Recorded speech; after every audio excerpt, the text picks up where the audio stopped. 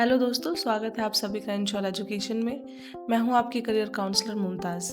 जिन बच्चों ने 12th class में ऑलरेडी साइंस ऑप्ट कर लिया है या फिर जो बच्चे आने वाले टाइम में साइंस स्ट्रीम को चूज़ करना चाहते हैं, उनके सामने क्या क्या करियर ऑप्शंस होते हैं, इस बारे में इस वीडियो में मैं बात करने वाली हूँ। वैसे तो आपने सुना ही होगा कि साइंस स्ट्रीम को वर्सेटाइल ब्रांच बोला जाता है, क्योंकि साइंस स्ट्रीम लेने के बाद आपके पास करियर में मल्टीपल ऑप्शंस होते हैं। आपके पास ऑप्शन होता है करियर स्विच करने का, जैसे कि साइंस वाले कॉमर्स और आर्ट्स की तरफ बाद में भी जा सकते हैं। वो BBA, BA, UPSC, law, journalism, बहुत सारे कोर्सेज कर सकते हैं बाद में। वहीं अगर देखा जाए तो कॉमर्स या आर्ट्स वाले बच्चे मेडिकल या इंजीनियरिंग की तरफ नहीं जा सकते। साइंस लेने के बाद आपके पास ऑप्शन होता है कि आप मेडिकल लाइन में जा सकते हैं, इंजीनियरिंग लाइन में जा सकते हैं या रिसर्च लाइन में जा सकते हैं। अगर आपको मेडिकल लाइन में जाना है तो आपको पीसीबी लेना पड़ेगा, जिनमें कि आपके सब्जेक्ट्स रहेंगे फिजिक्स, केमिस्ट्री एंड बायोलॉजी। यहाँ पे आप लाइफ साइंसेज, हेल्थ, मेडिसिन पे फोकस करेंगे। अगर आपको इंजीनियरिंग या फिर टेक्निकल साइड जाना है तो आपको पीसीएम लेना पड़ेगा, जिसमें आपके physics, chemistry and math subjects होते हैं। और अगर आपको दोनों ही ऑप्शन साथ लेके चलने हैं तो आपको पीसीएमबी सब्जेक्ट लेना पड़ेगा, जिसमें physics, chemistry, maths and biology दोनों ही इंक्लूडेड होती है। जो बच्चे पीसीबी ऑप्ट करते हैं उनके सामने सबसे पहला ऑप्शन होता है एमबीबीएस का। हर बच्चे का यही सपना होता है कि अगर मैं मेडिकल लाइन में जा रहा हूँ तो मुझे डॉक्टर बनना है। अगर आप एमबीबीएस, जिसको हम बोलते हैं bachelor of medicine, bachelor of surgery, करना चाहते हैं तो आपको नीट यूजी, नेशनल एलिजिबिलिटी का एंट्रेंस टेस्ट देना होगा। नीट यूजी पूरे इंडिया का सबसे बड़ा मेडिकल एंट्रेंस एग्ज़ाम है, जिसके जरिए आपको एडमिशन मिलता है एमबीबीएस में। एमबीबीएस में भी आपके पास दो ऑप्शन होते हैं, MBBS in India and MBBS in abroad. जिन बच्चों के नंबर इतने आते हैं कि वो कट ऑफ मार्क्स को क्लियर कर जाते हैं तो उन्हें गवर्नमेंट सीट मिल जाती है। और अगर गवर्नमेंट सीट नहीं मिलती है तो आप प्राइवेट मेडिकल यूनिवर्सिटीज़ में भी एडमिशन ले सकते हैं, अगर आपका बजट कॉलेज की फ़ीस के बराबर होता है तो। इसके अलावा आपके पास ऑप्शन होता है एमबीबीएस इन अब्रॉड का, जहाँ पे 20 से 30 लाख के अंदर आपके 6 साल का कोर्स कंप्लीट हो जाता है और आपको इंडिया वापस आके एग्ज़ाम क्लियर करना होता है and then you can work in India as well. उसके बाद बच्चों के पास ऑप्शन होता है बीडीएस का, जिसे हम बोलते हैं बैचलर ऑफ डेंटल सर्जरी। इसको करने के बाद आप एक डेंटिस्ट बन जाते हैं। ये एमबीबीएस के बाद सबसे पॉपुलर मेडिकल कोर्स है। डेंटिस्ट पेशेंट के टीथ और ओरल हेल्थ का ट्रीटमेंट करते हैं, जैसे tooth extraction, root canal, braces, implants, cosmetic dental surgery. And यहाँ पे आपके पास करियर ऑप्शंस होता है government and private dental hospitals का। आप खुद का क्लिनिक खोल सकते हैं, कॉस्मेटिक डेंटिस्ट्री की तरफ आप जा सकते हैं, या फिर आप टीचिंग लाइन में जा सकते हैं। आप डेंटल कॉलेजेस में एज अ प्रोफेसर पढ़ा सकते हैं। नेक्स्ट ऑप्शन आता है BAMS का, जिसे हम जनरली आयुर्वेदा डॉक्टर बोलते हैं, bachelor of Ayurvedic medicine and surgery. Ayurveda India का ट्रेडिशनल मेडिकल सिस्टम है जो हर्बल मेडिसिन, लाइफ स्टाइल और थेरेपीज पर बेस्ड होता है। BAMS doctor panchakarma therapy, herbal medicine, diet and yoga से ट्रीटमेंट करते हैं। इसमें अगर आप करियर ऑप्शंस देखेंगे तो आप आयुर्वेदिक हॉस्पिटल्स, पंचकर्मा सेंटर्स या फिर खुद के क्लिनिक्स खोल सकते हैं। उसके बाद ऑप्शन आता है BHMS का, जिसे हम बोलते हैं bachelor of homeopathic medicine and surgery. Homeopathic एक अल्टरनेटिव मेडिसिन सिस्टम है जिसमें like cures, like principles use होता है।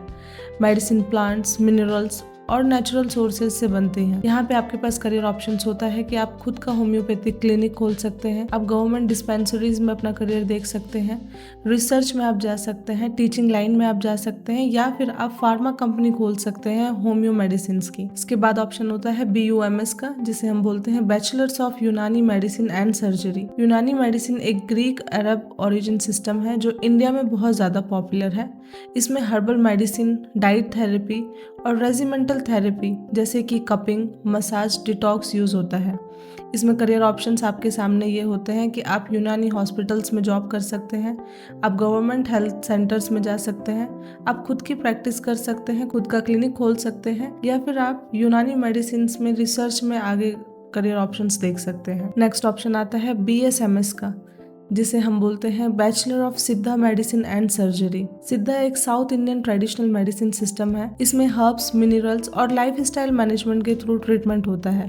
इसमें करियर ऑप्शंस आपके पास होते हैं कि आप सिद्धा हॉस्पिटल्स में जॉब कर सकते हैं, आप गवर्नमेंट आयुष सेंटर्स पे जॉब कर सकते हैं, रिसर्च लैब्स में आप जा सकते हैं, आप प्राइवेट प्रैक्टिस कर सकते हैं। एंड इनकी डिमांड आप देखेंगे तो जनरली साउथ इंडियन में बहुत ज़्यादा होती है। नेक्स्ट ऑप्शन आपके पास होता है वेटरनरी साइंस का, जिसे हम BVSC भी बोलते हैं। वेटरनरी डॉक्टर्स एनिमल के लिए होते हैं। वेटरनरी कोर्स करने के बाद जनरली आप एनिमल्स की जो भी डिजीजेज होती हैं, surgery, animal breeding, vaccination, nutrition, इन सारी चीज़ों पे काम करते हैं। यहाँ पे आपके पास करियर ऑप्शन होता है कि आप गवर्नमेंट वेटरनरी हॉस्पिटल्स में जॉब कर सकते हैं, या फिर आप डेयरी फार्म्स खोल सकते हैं, पोल्ट्री फार्म्स पे, जू में, वाइल्ड लाइफ सेंटर्स, या फिर खुद का आप क्लिनिक खोल सकते हैं। तो बहुत सारे ऑप्शंस आपके पास होते हैं। ये जितने भी कोर्सेज हैं, इन सारे ही कोर्सेज में एडमिशन लेने के लिए आपको सबसे पहले नीट का एग्ज़ाम क्लियर करना पड़ेगा। इस एग्ज़ाम से आपको एम्स, जिपमर, AFMC और स्टेट मेडिकल कॉलेजेस में भी एडमिशन मिलता है। अगर किसी कारणवश आप MBBS में एडमिशन नहीं ले पाते हैं तो भी हेल्थ सेक्टर में बहुत सारे स्कोप्स अवेलेबल होते हैं आपके पास। अलाइड कोर्सेज़ की मैं बात करूं तो बहुत सारे अलाइड कोर्सेज़ हैं जिनमें आपको नीट के थ्रू ही एडमिशन मिलता है, और कभी कभी आपको अलग से एंट्रेंस एग्जाम भी देना होता है। अब हम बात करेंगे paramedical and allied health sciences के बारे में। इसमें वो सारे कोर्सेज आते हैं जहाँ पे आप डॉक्टर के साथ मिलकर पेशेंट की देखभाल और ट्रीटमेंट को पॉसिबल बनाते हैं, जैसे कि BSc नर्सिंग, जो कि आज के टाइम में बहुत ज़्यादा डिमांडिंग है, और आपके पास करियर ऑप्शंस होते हैं बहुत गवर्नमेंट एंड प्राइवेट हॉस्पिटल्स के। इसके बाद आप BPT कर सकते हैं, जिसे हम बोलते हैं बैचलर ऑफ फिजियोथेरेपी। आप BOT कर सकते हैं, bachelor of occupational therapy. BMLT, आप मेडिकल लैब टेक्नोलॉजी में जा सकते हैं। आप BSc कर सकते हैं रेडियोलॉजी एंड इमेजिंग टेक्नोलॉजी में। आपके पास ऑप्शन होता है BSc operational and theatre technology में। BSc एनेस्थीसिया टेक्नोलॉजी में आप जा सकते हैं। ये वो सारे अलाइड कोर्सेज हैं जो कि आज के टाइम पे बहुत ज़्यादा डिमांडिंग है। इसके बाद ऑप्शन आता है फार्मेसी एंड मेडिकल मैनेजमेंट का।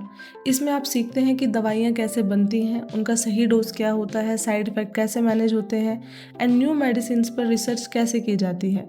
अगर आप मेडिकल मैनेजमेंट में जाना चाहते हैं या फार्मेसी में जाना चाहते हैं तो सबसे पहले आपको B फार्मा करना पड़ेगा, जिसे हम बैचलर ऑफ फार्मेसी बोलते हैं। इसमें आप मेडिसिन को कैसे मैन्युफैक्चर करते हैं, ड्रग्स में कैसे रिसर्च करते हैं, आप फार्मा कंपनीज कैसे खोल सकते हैं, ये सारी चीज़ें आपको बताई जाती है। इसमें अगर आपको मास्टर्स करना है तो आप D फार्मा कर सकते हैं। D फार्मा करने के बाद आप हॉस्पिटल्स में एज अ फार्मासिस्ट और या फिर आप अपने क्लिनिक खोल सकते हैं। अगर आप hospital and health care management में जाते हैं तो आपको non clinical but highly rewarding careers के ऑप्शन मिलते हैं। करियर ऑप्शंस में अगर मैं बात करूं तो आप ड्रग इंस्पेक्टर बन सकते हैं, फार्मा कंपनी जॉब कर सकते हैं, रिसर्च साइंटिस्ट बन सकते हैं, या फिर आप मेडिकल रिप्रेजेंटेटिव बन सकते हैं। इसके बाद आपके पास ऑप्शन होता है रिसर्च एंड लाइफ साइंसेज का।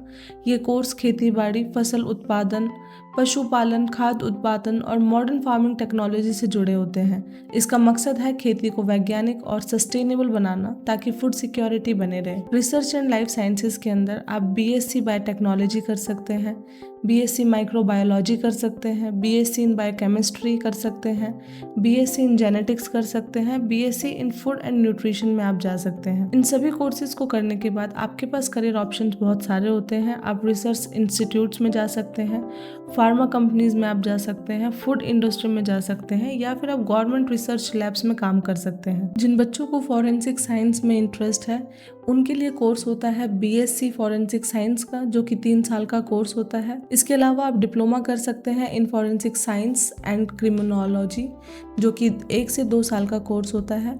इसके बाद आप मास्टर्स कर सकते हैं इसी में, जिसको हम बोलते हैं MSc इन फॉरेंसिक साइंस, और PhD भी आप कर सकते हैं। फॉरेंसिक साइंस का मतलब होता है science plus law plus investigation. इसमें आप क्राइम सीन्स इन्वेस्टिगेशन करना, DNA एनालिसिस करना, फिंगरप्रिंट स्टडी करना, टॉक्सिकोलॉजी, साइबर फॉरेंसिक जैसी टेक्निक सीखते हैं। बेसिकली आप पुलिस और जुडिशरी को साइंटिफिक एविडेंस प्रोवाइड करते हैं। BSc फॉरेंसिक साइंस करने के लिए काफ़ी सारी यूनिवर्सिटीज़ में आपको डायरेक्ट एडमिशन मिल जाता है 12th के बाद। इसके लिए आपके पास या तो फिजिक्स, केमिस्ट्री, बायोलॉजी होनी चाहिए, या physics, chemistry, maths and biology होनी चाहिए। कुछ रेप्यूटेड कॉलेज जैसे कि Delhi university, Gujarat forensic science university, Banaras Hindu university अपने एंट्रेंस एग्जाम या CUET के जरिए एडमिशन लेते हैं। फॉरेंसिक साइंस में अगर मैं करियर ऑप्शंस की बात करूं तो आप फॉरेंसिक एक्सपर्ट बन सकते हैं, जिसमें कि आप CBI, NIA, IB, state forensic labs इन सब में जॉब देख सकते हैं। आप क्राइम सीन इन्वेस्टिगेटर बन सकते हैं, इनमें आप CID में या फिर क्राइम ब्रांच में जा सकते हैं। आप फॉरेंसिक पैथोलॉजिस्ट या फिर टॉक्सिकोलॉजिस्ट बन सकते हैं, जिसमें पोस्टमार्टम एनालिसिस किया जाता है, केमिकल पॉइजन डिटेक्शन किया जाता है। आप DNA एनालिस्ट बन सकते हैं, जो कि क्रिमिनल आइडेंटिफिकेशन को चेक करते हैं या फिर पैटर्निटी टेस्ट करते हैं। आप साइबर फॉरेंसिक एक्सपर्ट, जिसमें कि डिजिटल क्राइम इन्वेस्टिगेशन में आपको करियर ऑप्शंस मिल सकता है। आप लीगल कंसल्टेंट के रूप में काम कर सकते हैं, या फिर आप रिसर्चर और टीचिंग लाइन में भी जा सकते हैं। आप यूनिवर्सिटीज़ एंड रिसर्च लैब में काम कर सकते हैं। जिन बच्चों को ओशन के बारे में जानना बहुत पसंद है, जिनकी पानी में बहुत रुचि है, उन बच्चों के लिए ऑप्शन होता है मैराइन बायोलॉजिस्ट या फिर ओशनोग्राफर बनने का, जहाँ पे वो रिसर्च लैब में काम कर सकते हैं या फिर गवर्नमेंट इंस्टीट्यूट में काम कर सकते हैं, जैसे कि NIO, NIOT, INCOIS में। इसके अलावा आप एनवायरमेंटल कंसल्टेंट बन सकते हैं, जहाँ पे आपको ऑप्शन मिलता है मैराइन पॉल्यूशन कंट्रोल के बारे में जानने का। आप NGOs में वर्क कर सकते हैं, UN प्रोजेक्ट्स में आप जा सकते हैं। इसके बाद आपके पास ऑप्शन होता है फिशर्स एंड एक्वाकल्चर एक्सपर्ट बनने का, जहाँ पे आप गवर्नमेंट के जितने भी फिशरीज डिपार्टमेंट होते हैं वहाँ पे काम कर सकते हैं, या फिर आप प्राइवेट फॉर्म खोल सकते हैं। आप ऑयल एंड गैस या फिर शिपिंग इंडस्ट्री में जॉब कर सकते हैं, जहाँ पे ऑफशोर एक्सप्लोरेशन जॉब आपको मिलती है, एंड इसमें आप हायर स्टडीज़ भी कर सकते हैं, MSc PhD for research and teaching. अब हम बात करते हैं PCM स्ट्रीम की, जहाँ पे बच्चों के पास physics, chemistry and math subject होता है। PCM स्ट्रीम सिर्फ इंजीनियरिंग तक सीमित नहीं है। ये स्ट्रीम आपको direct defence, aviation, pure sciences, research, law, finance और यहाँ तक कि स्पेस रिसर्च तक ले जा सकती हैं। इसीलिए PCM को भी वर्सेटाइल स्ट्रीम माना जाता है। अगर आप मेहनत और सही गाइडेंस के साथ चलते हैं तो हर फील्ड में आपके लिए गोल्डन अपॉर्चुनिटीज़ मौजूद हैं। सबसे पहले और सबसे कॉमन ऑप्शन है इंजीनियरिंग का। इंजीनियरिंग ऑलमोस्ट हर PCM स्टूडेंट का पहला ड्रीम करियर होता है। अगर आप BTech या BE करते हैं तो आपके पास चुनने के लिए कई ब्रांचेज होती हैं, जैसे computer science, mechanical, civil, electric, chemical, aerospace, marine, petroleum और ऑटोमोबाइलिंग इंजीनियरिंग। कंप्यूटर साइंस या फिर IT में आप software engineering, data scientist, cyber security expert बन सकते हैं। मैकेनिकल इंजीनियरिंग आपको ऑटोमोबाइल इंडस्ट्रीज, रोबोटिक्स और एरोस्पेस सेक्टर तक ले जाती है। सिविल इंजीनियरिंग में आप रोड, ब्रिजेस और स्मार्ट सिटीज़ का निर्माण करना सीखते हैं। वहीं इलेक्ट्रिकल एंड इलेक्ट्रॉनिक इंजीनियरिंग में आप पावर प्लांट, टेलीकॉम और चिप डिजाइनिंग इंडस्ट्रीज में काम कर सकते हैं। करियर ऑप्शन एंडलेस हैं। आप प्राइवेट कंपनीज जैसे Google, Microsoft, Infosys, L&T etcetera में जा सकते हैं, या फिर ISRO, DRDO, BHEL जैसे गवर्नमेंट ऑर्गेनाइजेशन में इंजीनियर बन सकते हैं। हायर स्टडीज़ करके आप प्रोफेसर, रिसर्चर या एंटरप्रेन्योर भी बन सकते हैं। इसके अलावा अगर आपकी क्रिएटिविटी ज़्यादा है तो आप आर्किटेक्चर या डिज़ाइन के फील्ड में जा सकते हैं। BARC करके कोर्स होता है जो कि आर्किटेक्चर्स के लिए होता है। इसको करने के बाद आप बिल्डिंग्स, मॉल, एयरपोर्ट और स्मॉल सिटीज़ डिज़ाइन कर सकते हैं। करियर में आप आर्किटेक्ट, अर्बन प्लानर या इंटीरियर डिज़ाइनर बन सकते हैं। अगर डिज़ाइनिंग और क्रिएटिविटी में और इंटरेस्ट है तो आप बैचलर ऑफ डिज़ाइन भी कर सकते हैं। इसमें product designing, fashion designing, graphic designing, animation और VFX जैसे ऑप्शन मिलते हैं। अगर आप PCM में सिर्फ अप्लाइड फील्ड तक सीमित नहीं हैं तो आप प्योर साइंसेज एंड रिसर्चेस की तरफ जा सकते हैं। ये आपको रिसर्च और एकेडमिक की दुनिया में ले जाता है, जहाँ पे आप BSc in physics, chemistry and maths करते हैं, जिसे कि हम पास कोर्स बोलते हैं। इसको करने के बाद आप MSc और PhD करके साइंटिस्ट या प्रोफेसर बन सकते हैं। अगर आपको स्पेस और यूनिवर्स में इंटरेस्ट है तो आप एस्ट्रोनॉमी एंड एस्ट्रोफिजिक्स पढ़ सकते हैं और स्पेस साइंटिस्ट, एस्ट्रोनॉमर या रिसर्चर बन सकते हैं। जियोलॉजी और अर्थ साइंस पढ़कर आप mining, petroleum companies, disaster management agencies में काम कर सकते हैं। जिन बच्चों को वेदर में इंटरेस्ट होता है वो मीटियोरोलॉजी यानी मौसम और जलवायु में आगे करियर चूज कर सकते हैं। आपको 12th में PCM के बाद BSc इन मीटरोलॉजी करनी पड़ेगी, जिसमें आप IMD, ISRO, DRDO या एयरलाइंस और न्यूज़ एजेंसीज में करियर बना सकते हैं। ये फील्ड खासकर क्लाइमेट चेंज, एविएशन, सेफ्टी और डिजास्टर मैनेजमेंट में बहुत डिमांड में है। बहुत सारे कॉलेजेस में आपको एंट्रेंस एग्जाम देना पड़ता है। CUET के बेसिस पे भी आपको यहाँ पे एडमिशन्स मिल जाता है। जिन बच्चों को डिफेंस में आगे जाना है उनके पास भी PCM के बाद काफ़ी सारे ऑप्शंस होते हैं। आप 12th के बाद NDA का एग्ज़ाम दे सकते हैं। NDA का एग्ज़ाम अगर आपने क्लियर करा तो आप आर्मी, नेवी और एयरफोर्स में ऑफिसर बन सकते हैं। खास बात यह है कि नेवी और एयरफोर्स में जाने के लिए फिज़िक्स और मैथ्स होना कंपलसरी है। इसी वजह से जिन बच्चों के पास फिज़िक्स, केमिस्ट्री एंड मैथ्स होता है या फिर physics, chemistry, maths and biology होता है, वही डिफेंस के इन एग्ज़ाम्स को दे पाते हैं। इसके अलावा मर्चेंट नेवी एक लिक्योरेटिव करियर है जिसमें आप कार्गो शिप्स चलाते हैं, मराइन इंजीनियरिंग बनते हैं या आप नेविगेशन ऑफिसर बनते हैं।